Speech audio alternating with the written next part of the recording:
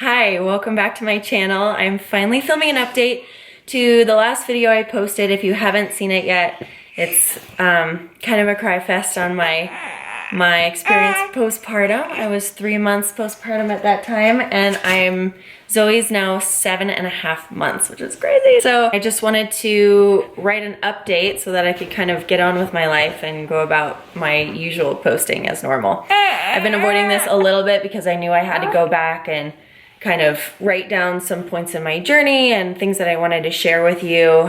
And part of me just wanted to avoid getting back into that place. Now that I feel like I'm more normal and more myself, it's like the last thing I want to do to put myself back into that mindset of where I was. So anyway, quick baby update. Zoe's doing so good. She's a teeny little thing. She's like 15 pounds, 7.5 months. She's super happy, smiley baby. She's such a blessing to me. We've adapted well. Actually, I'm just gonna use that as a segue right into what I wanna talk about. I'll go backwards a little bit later, but I think the most important thing I've learned and that I had to just completely recalibrate was just learning to live in this place. Like, my life does revolve around this baby now, but it's okay. And to reframe my brain rather than thinking like, this is so dreary, my life is over, I'm grieving my old self and my old life. And I did have to grieve my old self and my old life, but to realize that I didn't have to be just a mom that just changed diapers all day and vacuumed all day. I thought that was gonna be forever my destiny. I was like, where do I fit? I don't get it. And I think what helped change that, after Christmas, my personal training, my certification through NASM expired, and I wanted to do the nutrition coaching course just to recertify.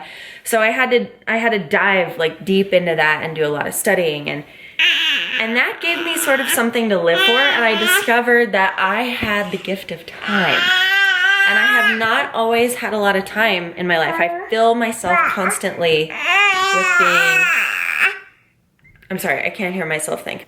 We'll be right back. So I started realizing that all of a sudden I had the gift of time, and that I was probably no longer going to be running around teaching at 8 studios, running all over town and performing and doing all these things that I had the freedom to do before, but that didn't mean I didn't have freedom.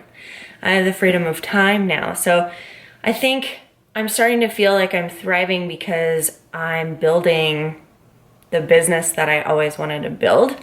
And you're probably not gonna see any of that for a really long time because I'm doing it while taking care of a baby and teaching and personal training and doing some other stuff that I still like to do. So I started doing this nutrition stuff, and I was like, cool, I'm starting to feel like this gives me purpose.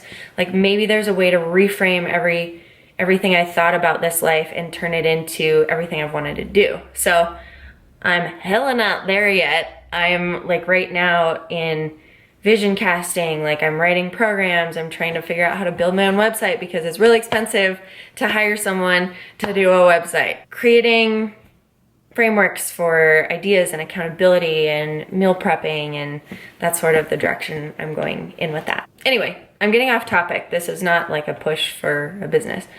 So yeah, that's when I sort of started to think I gotta just be smart and learn how to not just deal with the everyday, but learn how to thrive in that place. I want to build something that I can do and that fulfills me and gives me purpose and drive and passion and feedback and interaction with people, all those things that I was getting from the outside world, but that I can do from home. I know there's a lot of moms that hustle out there. So if you're one of those moms or just one of those people, comment down below. Tell me what you do. Tell me what you sell or what you've created. Give me that world. I'm in it, even if it's gonna take a lot of work from the ground up because I have no idea what I'm doing.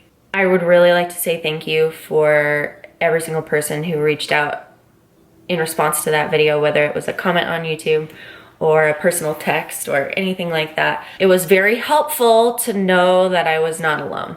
So if you're going through this phase, or you know someone who just had a baby and you're not really sure what to say, it was super helpful to hear from other people who had been there and felt that way. It wasn't super helpful when people would say, oh, it's just your hormones, like, it'll be fine, just relax, like, just enjoy it. I was like, I'm clearly not enjoying it. Like, I can't just force myself to enjoy it. So what honestly made the biggest difference and what helped the most was people that sort of indulged me and allowed me to just wallow in it a little bit, and people that joined me in that place and they were like, yeah, it sucks. And if someone around you is pretending that it doesn't, like, they're probably lying, because it's hard. Your life is completely different. You're not alone. Dan and I started implementing some things that were helpful. Initially, he took 2 weeks off and then he went back to work and back to like his schedule as we thought he would. So that meant he left super early in the morning for work and worked all day, and then would go to the gym and then come home. So he was gone for like 12 hours every day, probably, maybe more, because he was driving really far at the time. And so we kind of sat down and he was like, I think you need some nights to get out too. So we started sharing the evenings. Every other night he would work out, and every other night he'd come home right away after work and I would go work out. And that was really awesome. I really, really enjoyed that, just to not have the monotony of day and night blending into one another into the weekend, and nothing was ever different. And I just was rotting from the inside out. A little bit of the outside world coming in was really great. I thought it was interesting. So I love to work out. I love it. But my choice initially was not to go push hard. I was doing a few workouts like that and they just felt horrible. Like someone was like hurting me, like in my soul. I was like, I hate this. I hate my body right now. I can't do the things that I once did. So I started going to yoga and started going to like Pilates, like some mild mat Pilates classes. Basically anything in a dark room where I could go hide in the corner and like cry through my problems and no one would see me. I just wanted to go and figure it out. And if you're a dancer or a performer, or you've been healed by movement, I think you will understand that just going and having like the freedom and the permission to just be in that space, I'm gonna cry, with music and I kind of feel like I had to process through the trauma of that whole season. And I say trauma, it's a really, touchy word, but I felt really messed up after everything. So that started to heal me. And after a few weeks of going to that, I think I went back to a yoga class one week and I was bored. I was like, cool, I want to do something more. So then I started doing more stuff and workouts started feeling really good. So I think getting out of the house and booking a class and being around people and not having to self-motivate initially was really super important for me. Those two things made the biggest difference from probably month 3 to month 5. Otherwise, not a lot changed. I started pretending kind of like it was better, and it was maybe a little better, but I still had so many days where I would just cry the whole day, like just tears streaming down my face all day. This way I was like, I don't want to make this video because I don't want to remember that. Like, I feel good now. I feel happy. And it's just so unlike me to be like that. In fact, I remember having a conversation with Dan and he said something I thought was kind of funny to me. He said, I don't know sad Joanna. Like, I don't know her. I think just naturally I'm a joyful person. I'm like, look, the sun is shining. What a beautiful day to be alive, and let's go crush our goals. And so when I'm down, it's kind of weird. And I think he was a little freaked out by it. And Dan was so great through this whole process, really great, but I don't think he really knew what to do with me. He would call me on his way home and I wouldn't answer, and I would text him like, I can't pick up the phone because I can't stop crying. And I don't know what I would say to you. Or he'd come home and find me like upstairs in Zoe's nursery with all the lights out, with like somber, it was always like ballet music or classical music. Just crying, just sitting there crying, like no hope, just utter despair was all I felt. there were some days where he would watch her and I would go sub or something like that. I would go to do something work related and I'd call him and I'd say, is there any way that you're good? Like, can I just not come home? I can't come home. I can't come home right now. And I would just drive around and just such loss of self. So if you're there and if you're going through that, or if you can relate, like, that's some real stuff. And it's hard to deal with. It's hard to find your place after that. Slowly those days started to get fewer and far between. And I remember around 5 months, it was in the new year, it was after Christmas, I started waking up thinking, oh, what should I do today? Like, not just this utter despair and hopelessness. A few random thoughts to finish with. One, I had no idea that this would rock my life so hard. I had no idea. I was a little nervous going into getting pregnant, thinking, I don't know how well I'm gonna handle that, but I had no idea. I had no frickin' idea. I don't know if you can prepare better for that. Like, if you're pregnant or you're thinking about having kids later, I would love this video to be full of wisdom and information and how to prepare yourself, and I just don't know. Hypothetically, we want more children. I think I would see someone right away. I don't know that I feel the need or the desire that I would want to medicate for it, but I think I would definitely talk to somebody. I think maybe there's a way to talk it out better next time, but you know, Dan and I were talking about this. He was like, thank you so much for changing your life for her and for us.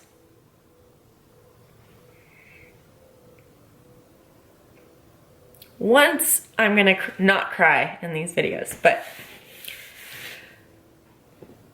that was so nice. That's so nice to be appreciated, because I lost myself so hard. Okay, hold on. Let me get myself together. Anyway, he is the sweetest man, and it just touched me so much. He got really serious, and he was like, thank you for staying home and for giving her that time, and just, I know one of us would have to do it. So thank you. I don't think I appreciate that enough. I'm sorry, my memory card ran out of space. Anyway, looking back on it, this journey and experience of having a baby has taught me to mature in ways that I've avoided for a really long time. I've been blessed to have this really fun life. I've moved around every year since I was 18. I've taken a job here and then moved over here and then done a cruise ship and then moved home and then gotten bored and moved to Las Vegas. And I've always been like, cool, I'm off. Next thing. Go. I just don't want to deal with like digging my heels in and having to do some nitty-gritty things in life that everybody has to do. Now that I'm not down in the depths of despair, I can see the beauty and the joy in all those moments that I went through, that we've all been through. I'm talking to you, mama. I know there's a lot of people that are gonna watch this while they're nursing a baby or sitting at home with their kids, and you get it. And so far, now on the other side, I'm really thankful. I feel like I'm a better woman now, having to have had to get over myself. I've learned to slow down, and I've learned, I think I was addicted to being busy, like a drug, bad. I had to detox from that hard, and that hurt. It hurt. Sometimes you just have to be responsible, and it's not all about you, and it's okay. There's been some really, really rich moments in all of that loneliness and searching and feeling lost, and I'm thankful for that. I'm closer to God than I ever was. I feel grounded. I am still reinventing myself. I'm still getting to know this new person. I never myself with the title of mom. Like, I don't know if any of you relate, but I knew hypothetically in the future I'd want kids, for sure. I always kind of envisioned that. But it was never my like core dream to be a mom. I just was kind of like maybe downplayed that a little bit. Like, yeah, but I'm gonna be a mom and I'm gonna hustle and I'm gonna go back to work and I'm gonna be really hot and I'm gonna, you know, I just didn't realize what a special and beautiful title it is to be a mom. It's a shit ton of work to be a mom. So wear that title with pride. I'm gonna wrap up. Will you comment down below what the most beautiful, life-changing lesson of motherhood is that you've learned so far? Because that's really easy to do and sum up in a few words, right? I'm not gonna do a body update on here. I've gotten myself together. I'm 4 pounds underneath my birth weight, so birth weight. No, not my birth weight, my pre-baby weight. If you made it this far, you're a champ, because I was talking for a while. You're awesome, okay? Whoever you are, whatever you are going through right now, it's real. It is freaking real. And I wish you the best of luck in processing through that and becoming a better person, because that's kind of what life is all about. Until next time, see you next time.